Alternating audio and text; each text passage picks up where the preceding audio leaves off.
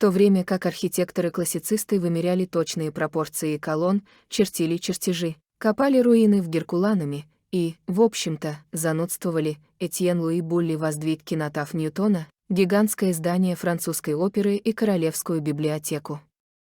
Но на бумаге. Этьен Луи Булли, 1728-1799, французский архитектор эпохи классицизма. Он начинал как рисовальщик и хотел стать художником. Но профессия художника тогда плохо оплачивалась, и отец настоял на том, чтобы он перешел в класс архитектуры. Два начала, графика и архитектора, в Булли боролись на протяжении всей его жизни, что особенно заметно в бумажных проектах. Булли был архитектором-символистом и визионером. Булли предвосхитил не только свое время, но и архитектуру модернизма 20-го столетия. Эти проекты можно было воплотить только с помощью технологий, которые появились 200 лет спустя. Современники Булли строили в это время что-то такое, или такое, но Булли прославился совсем другими проектами. Он автор символистской или говорящей архитектуры. Цель такой архитектуры — воплотить не функцию здания, а концепцию, идею. Функционально здания Булли вообще непригодны для использования, поэтому ни одно из них не было построено. Все проекты существуют только на бумаге, зато очень разнообразно трактуют идеологическую сторону того или иного здания. Кинотаф Ньютона, 1784 мавзолей, представляет собой абсолютную сферу. Ньютон, основоположник натурфилософии, его уже оценили как абсолютного гения. По задумке архитектора, изнутри сфера кинотафа перфорирована таким образом, что днем при проникновении лучей света на сфере вырисовывается звездное небо с луной и созвездиями. По сути, это планетарий. Он рисует в толще стены этой сферы каналы, и через них проникает солнечный свет для этой перфорации. Фигурки людей столь малы, что на первый взгляд их даже незаметно. И это имеет свое символическое значение. Так противопоставляется бесконечность Вселенной и ничтожность отдельного человека. Сфера для Булли — это воплощение Вселенной, его любимая форма. Национальная библиотека, Париж, 1785 масштабное здание, которое в плане представляет собой крест, а с фасада ширму — сплошной фасад из колонн.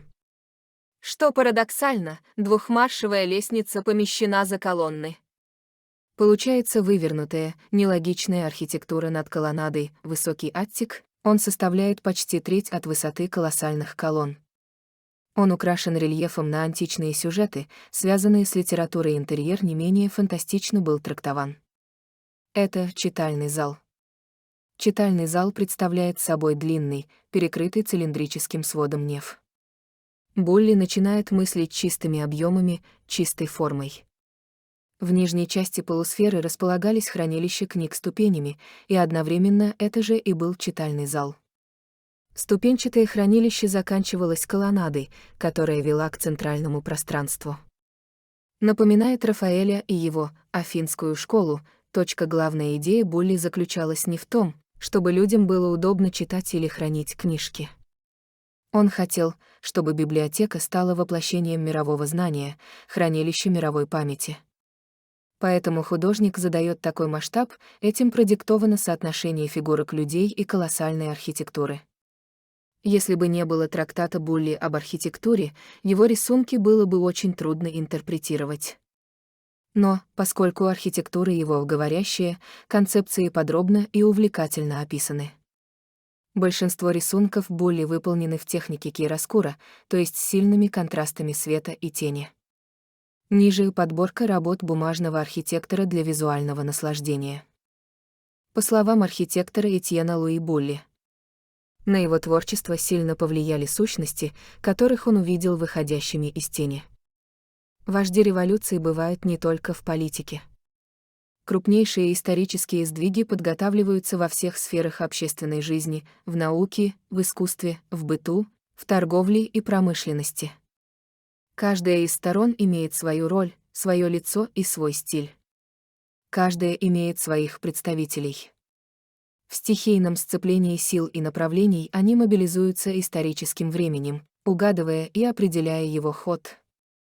И в архитектуре есть свои революционеры.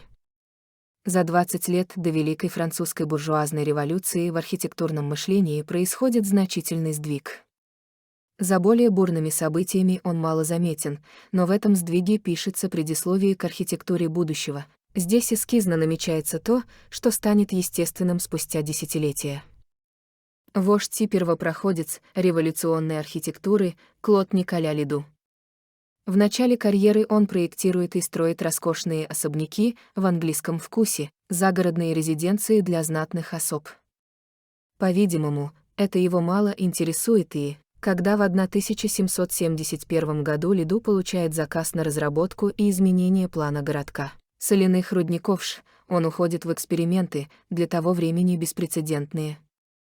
Заказ дает ему возможность осуществить цельный, комплексный проект, параллельно используя его как площадку для некоторых архитектурных концепций, известных под названием «умный город». Теоретические идеи подобного рода витали тогда в воздухе.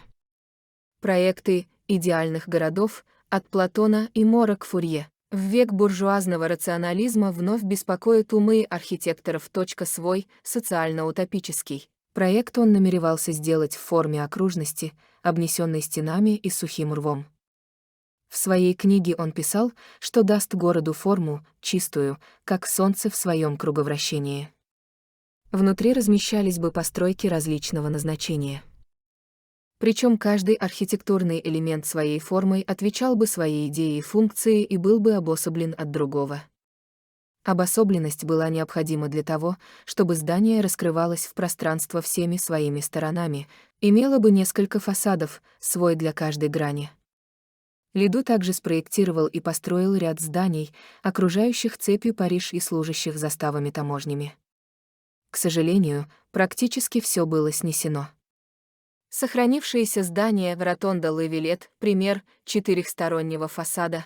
Новаторская ансамблевая структура была прямым протестом, во-первых, против барочной системы, барокко, как и рококо, он открыто презирал за перенасыщенность и роскошь группировки зданий в едином стиле, связанных главным дворцом, во-вторых, против рядовой фасадной застройки. Так же, как протестом против барочного излишества была и форма зданий, простейшая геометрическая фигура, такая, которая, по словам архитектора, создается простым движением циркуля. Простейшую геометрически правильную и четкую форму Лиду боготворил. Дом добродетелей, у него имеет форму куба, дом лесоруба, пирамида, цилиндра, дом директора источников, домом садовника стал шар. Впервые за всю историю зодчества появляется цельный шар как форма здания, и это явление знаменует собой отход архитектуры от самой себя. Не архитектура Г. Зидльмайер писал, шар — это не архитектоническая, даже антиархитектоническая форма. В ранние эпохи в качестве базовой формы всего строительного сооружения использовалась пирамида, использовалась полусфера, шар, никогда. Из всех фигур шар имеет наименьшее соприкосновение с землей. Использование шара — это бунт против земли, почвы. Шарообразная форма космополитична. Человек беспочвенный, гражданин мира. Всеобщий буржуа, жилище которого лишено связи с землей, это прогрессивный тип человека, возвращенный просвещением. Знаменателем космополитического сознания является космос от Грич. Порядок. Закономерно расчисленный космос постигается лишь одним инструментом человека — разумом. Не случайно этот проект возникает в период, когда думами властвуют Лейбниц и Декарт. Лишённый изменчивости почвы, он освобождается и от всего случайного, приходящего, ориентируется в вечность, в звезды, где все закономерно. Но ориентация в вечность уже секуляризована. Готический собор хоть и стремился к вечности, но эта вечность мыслилась в живом соединении с божественным, с Богом личным. Этого уже нет в математическом вечном мыслителе и рационалистов. Королевская солеварня в Арке-Синан, недалеко от Ша. Единственный сохранившийся проект — памятник архитектуры всемирного наследия, идеального города, Лиду. Глядя на него, можно понять схематические и геометрические пристрастия зодчего. Новый храм, булли-сфероидная форма, занимает значительное место и у сподвижника Лиду по революции, Этьена Луи Булли.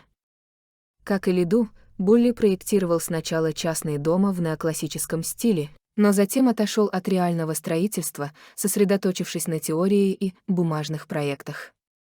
Свое место в истории архитектуры он получил благодаря проекту «Кинотаф Ньютону». Булли разрабатывает идею нового храма. Ньютон — герой нового времени, математика, царица наук. Гигантская сфера 150-метрового в высоту и 500-метрового в диаметре кинотафа символизирует Вселенную. Перфорированный свод становится звездным небом, в дневное время через отверстие проникает свет, имитирующий созвездия, огонь, зажигаемый ночью, служит солнцем.